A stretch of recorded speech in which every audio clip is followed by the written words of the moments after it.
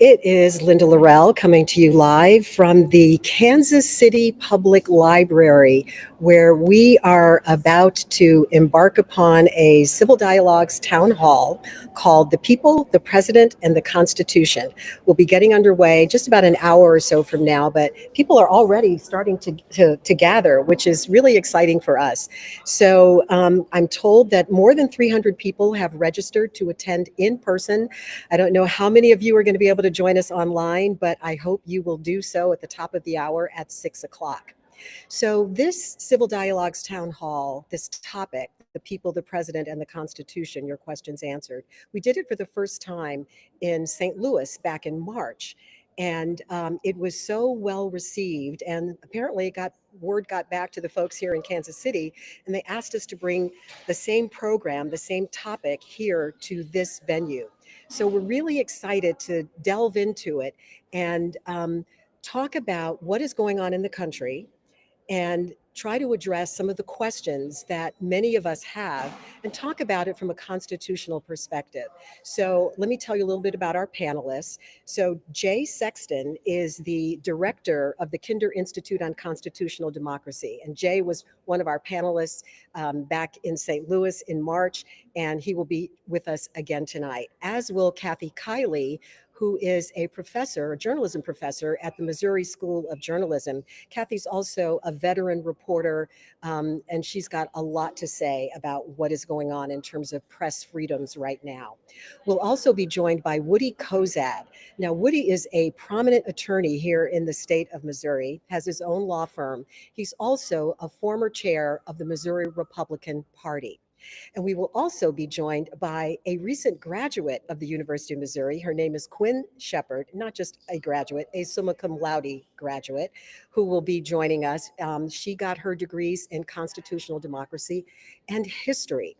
So it's going to be a really fascinating conversation.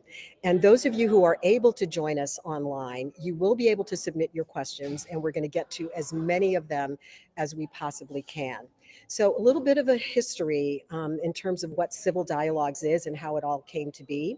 My partner in crime for this endeavor is a fabulous woman by the name of Jean Becker. Jean is a New York Times bestselling author, and she was chief of staff to President George Herbert Walker Bush, Bush 41, as we call him, during his post-presidency. Jean and I have become friends through the years. We both are graduates of the University of Missouri School of Journalism, she in print, I in broadcast. And we decided that we wanted to use our skills as journalists and our passion for our democracy and our anxiety over the divisions that we're experiencing to try and do something. So this is our activism.